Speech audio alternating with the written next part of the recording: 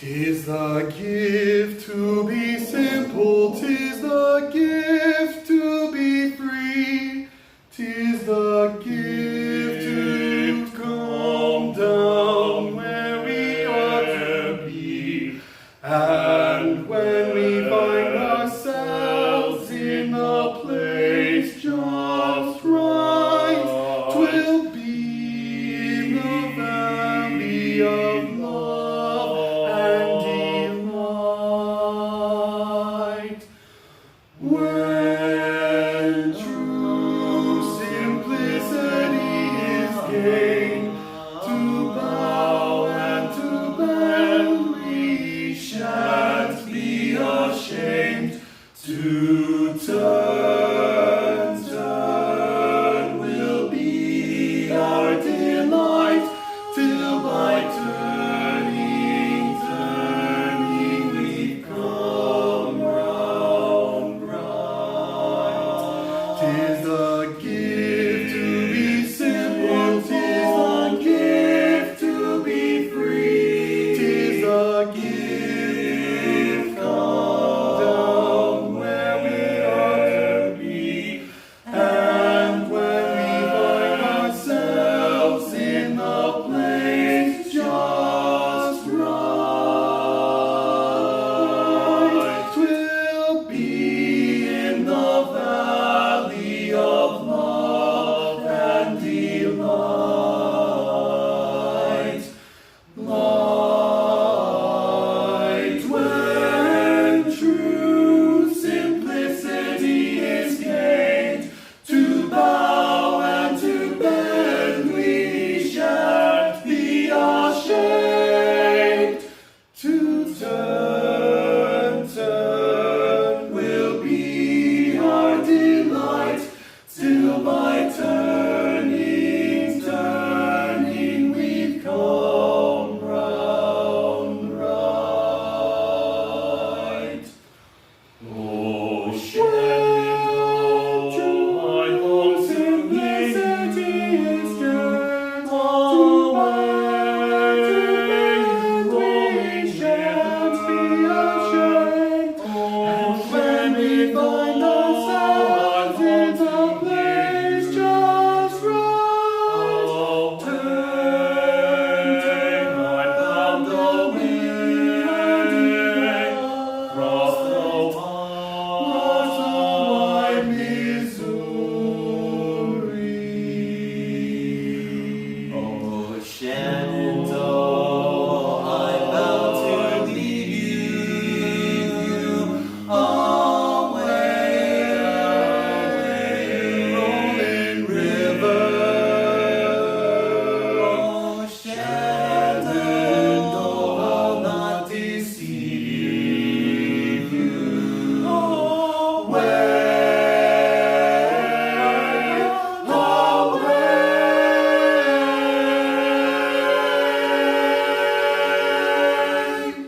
Cross the wide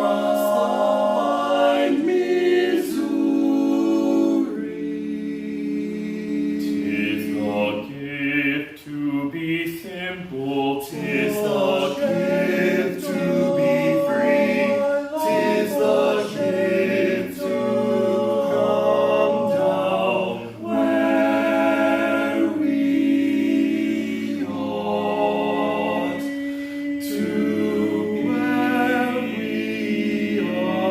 to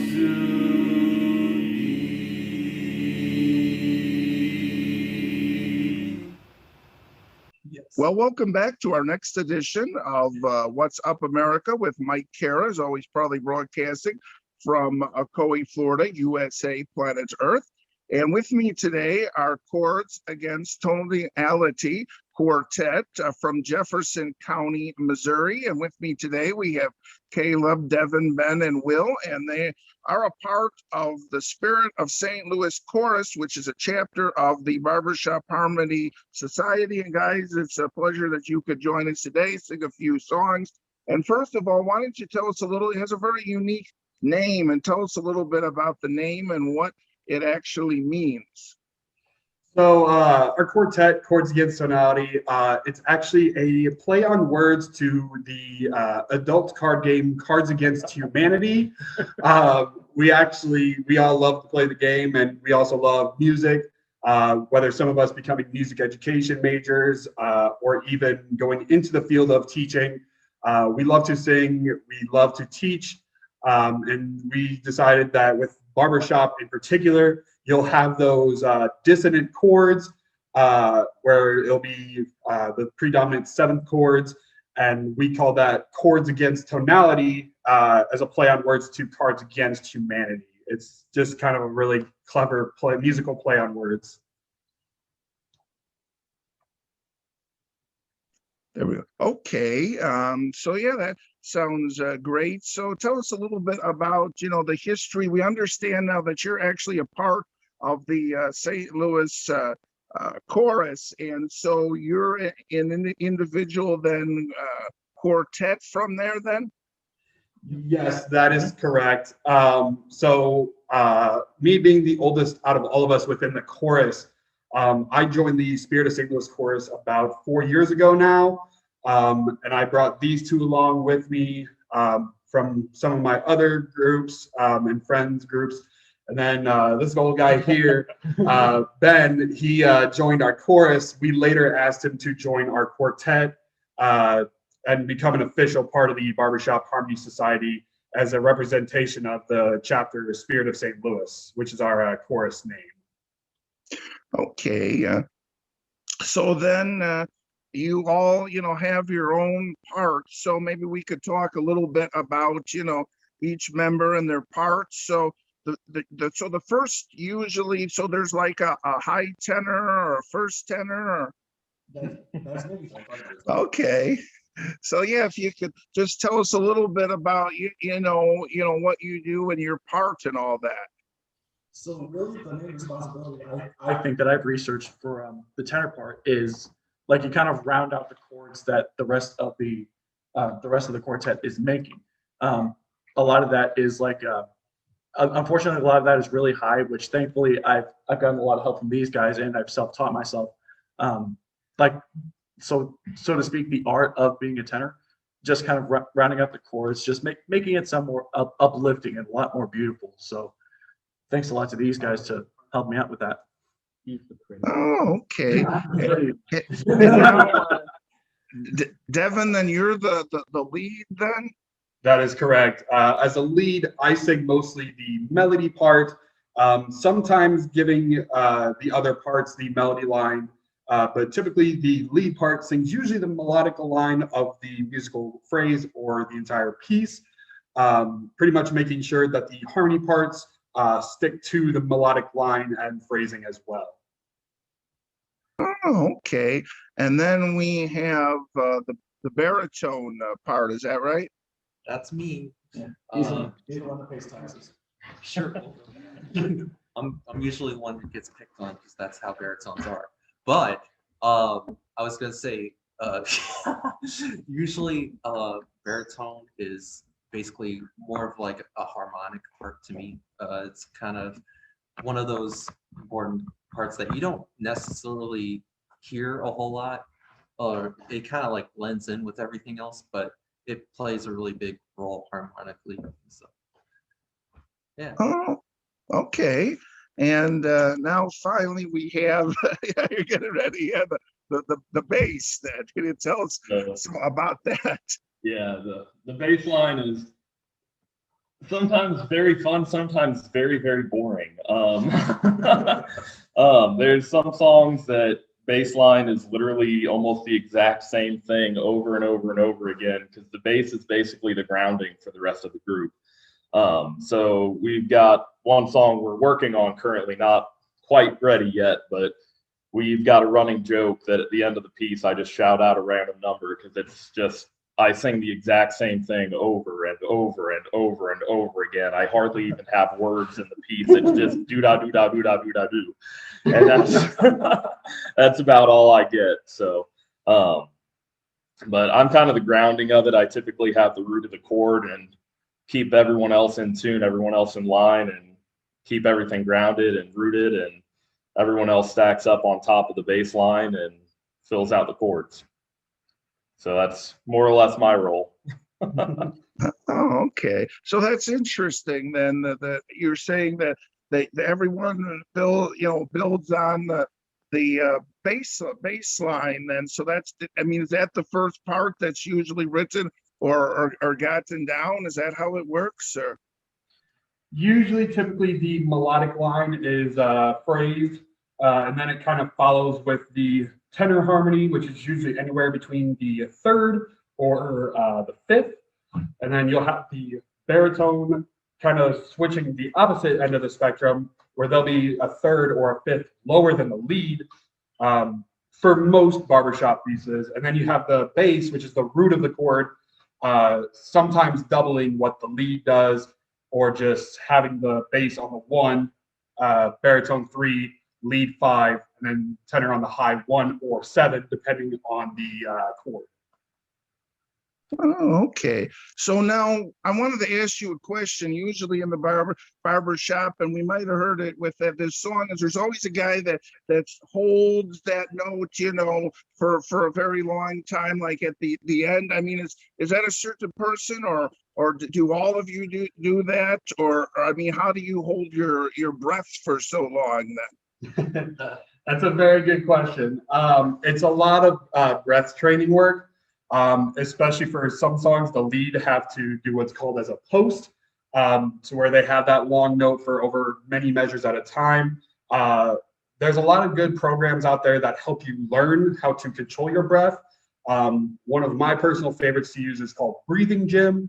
It's a book and DVD collection that we're not sponsored by them by any means, but we do appreciate what they do. It's a lot of vocal exercises, breathing exercises, kind of to build up your lungs to where you can carefully concentrate your voice to where you're not using all your breath in one vocal line.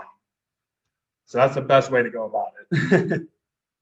Oh, okay. So I mean, when you guys learn a new piece of music, I mean, is there a certain way that you go through? I mean, do you individually go through the parts, or I mean, how do you practice a new song then?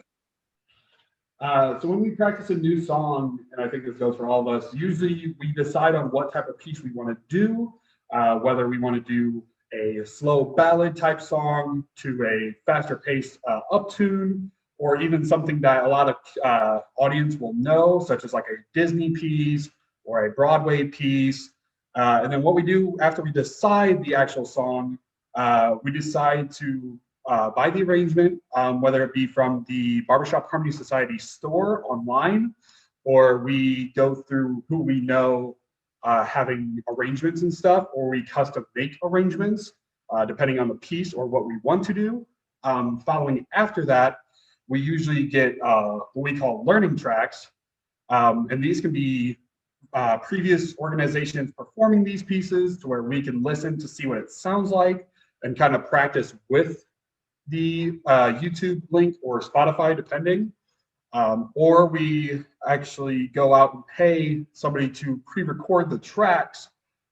Usually you can buy learning tracks sets on the Barbershop Harmony Society website as well. For most of our songs, we buy sets from the society, or we just have them from our previous groups, and we kind of learn the songs based off of reading the music, or even learning just part by part by going through each learning track. You'll have the full set track, which has all 4 parts or plus parts. Then there'll be a part per track. So you'll have the baritone track, you'll have the bass track, the lead track, and then the tenor track.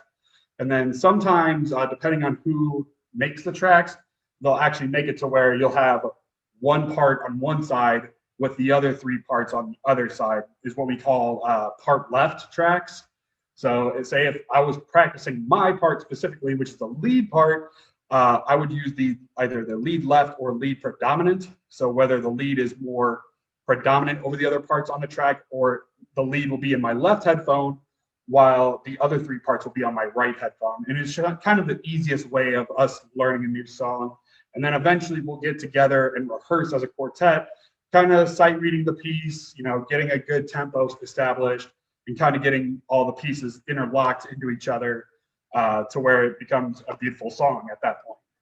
And then from there, it's just basically working with each other to make sure little things from there to polish the song, make sure we're playing off each other well enough, learning each other's cues, that we're holding out the notes long enough, we're cutting off together, we're expressing the section here or there the way we want to as a group. Playing with the piano. Oh, okay. So now, guys, if you don't mind, if you could sing us another song. First the tide rushes in, plants a kiss on the shore, then rolls out to sea, and the sea is very still once more. So I rush to your side, like the oncoming tide, with one burning fire. Will your arms open wide?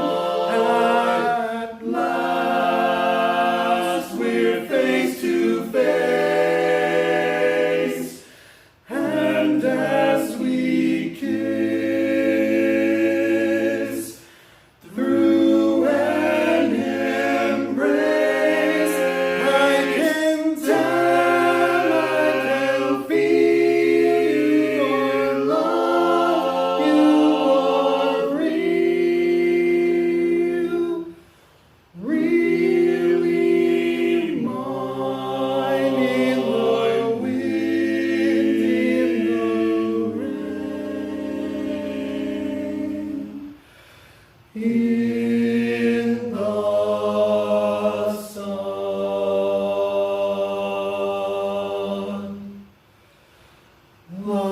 like the tide at its ebb. I'm at peace in the web of your love.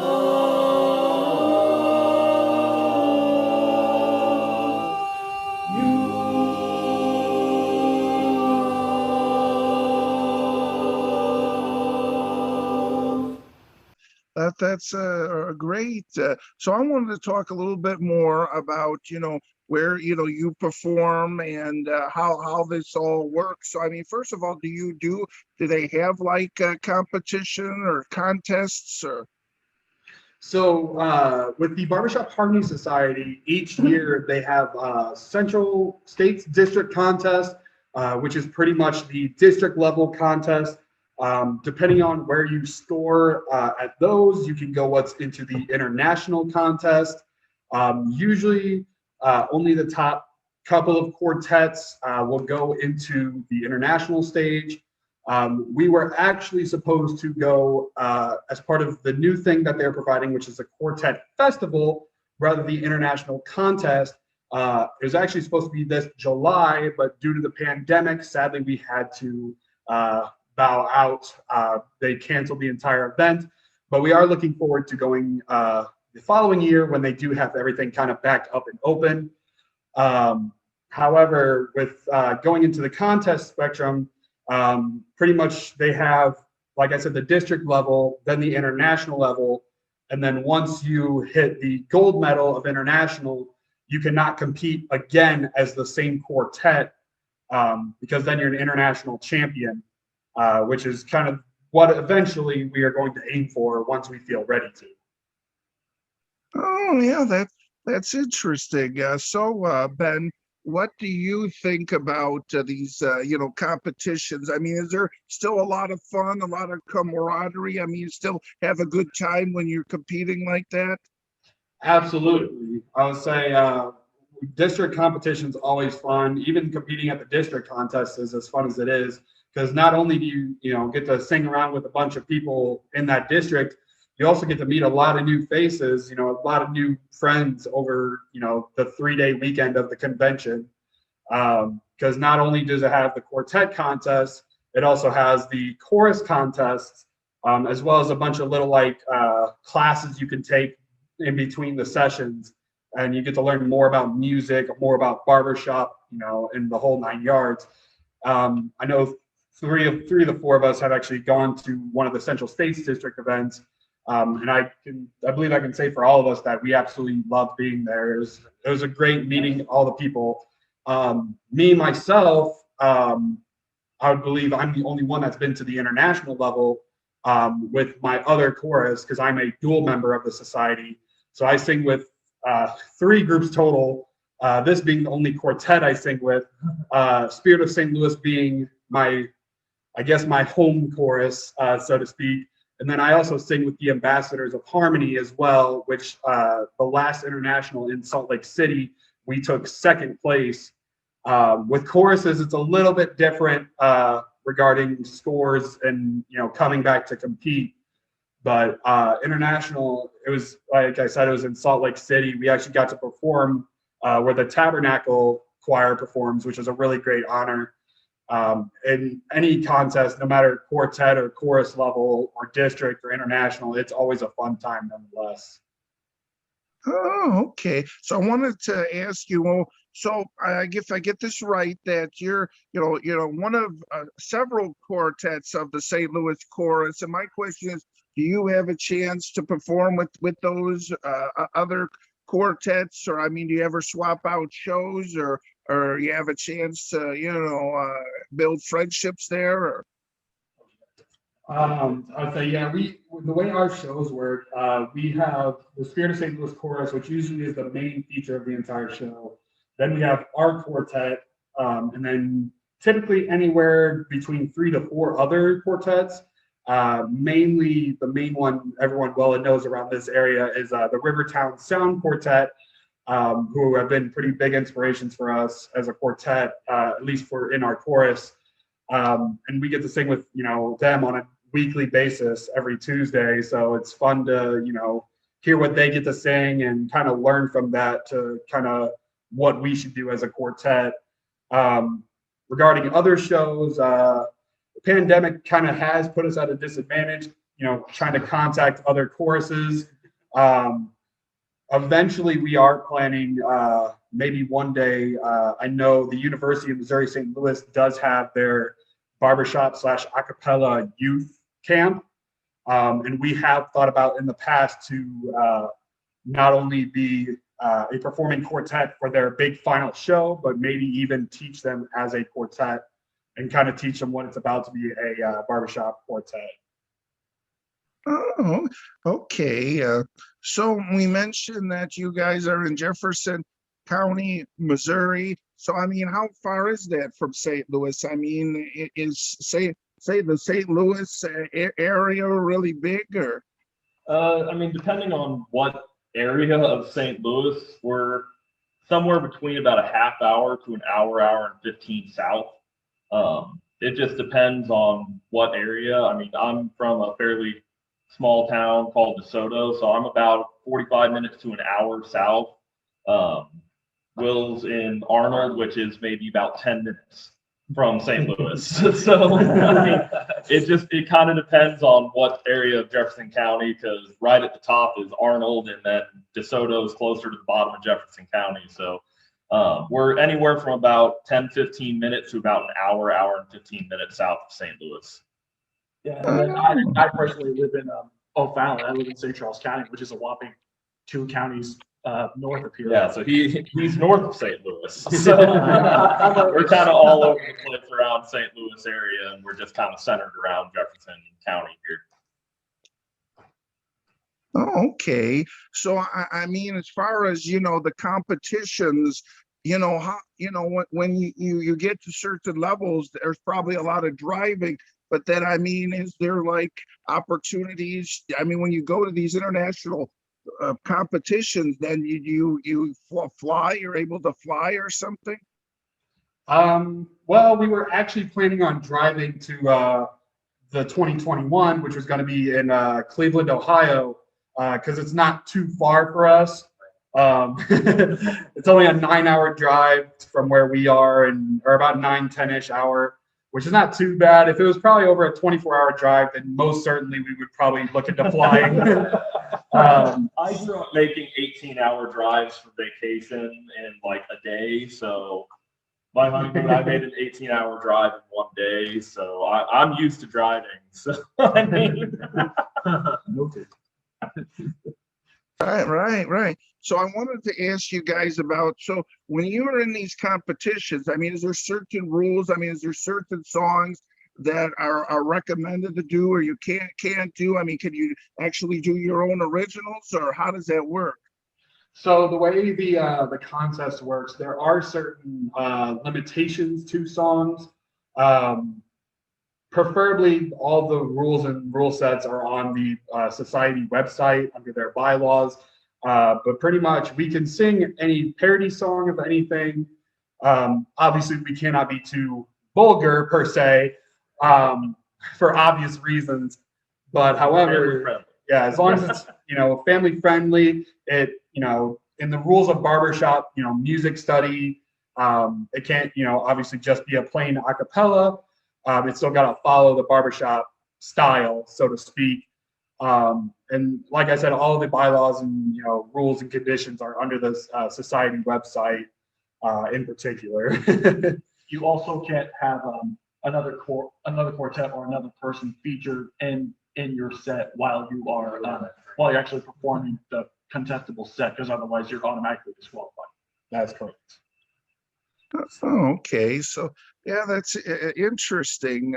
So I mean, so how do these competitions work? I mean, first you have, in your local area, and then there's like a district or state, or how does these, levels work? Oh God. So pretty much what we have the district level is the bottom line when it comes to the actual officialized contest sets. So pretty much you'll have a simple tournament style to where you have the quarterfinals where everyone performs their two pieces. And then after the quarterfinals, only a certain amount make it into the semifinals. And then it gets to the top 10, which are known as the finals, the final top 10. And pretty much the finals each round consists of 2 songs, typically between, it has one ballad and one uptune, kind of, divvy up the case of the set. However, some people do 2 ballads depending on the quartet or chorus. It just kind of depends on quartet to quartet or chorus to chorus. It's a really great experience, especially being a part of it, because once you're done performing, you can sit out in the audience and listen to the other quartets to see, they sounded really good, or we may or may not have beat them. It's all it's up to the judges panel, which usually is anywhere between 9 to 12 judges, and usually 1 or 2 of each are in a certain category, whether it be musicality, stage performance, as well as other different types of aspects of the actual contest set. So lots of different things when it comes to the contest, for sure. Yeah. So one thing I wanted to ask you guys about, because I went to in my local area recently, big Christmas concert with, all the quartets and all the members of the chorus. I mean, is that a big requirement doing what you do, is to do holiday shows? Not necessarily. We do perform a Christmas show every year with our chorus. It's not necessarily required because, but it's very, if you're going to become a member of the chorus, they want you to be at every show, every rehearsal. So that way, not only do you sing well, but you also become part of the brotherhood and sisterhood that is the Barbershop Harmony Society.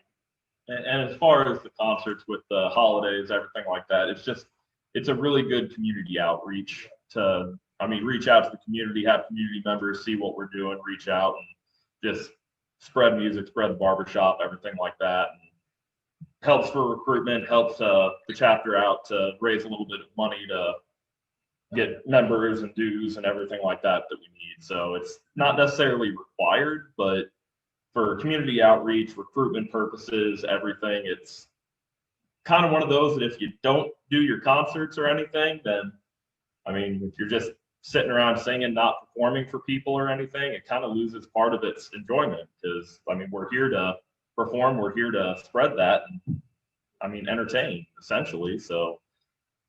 A portion of that Will and I actually experienced one time is when we went to a Christmas show for the, I'm going to butcher this name, and I'm sorry to this chorus, the Kaskaskia Trail Chorus over in Columbia, Illinois. Thank you. That's very reassuring. You got it.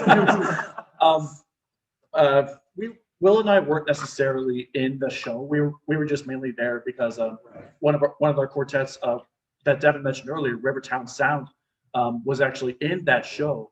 And it's probably just coincidence as well. We got to meet one of our favorite quartets, the Newfangled Four, in that particular concert. So it's not only just being in the concert itself, but watching other people's point of view, experience, etc.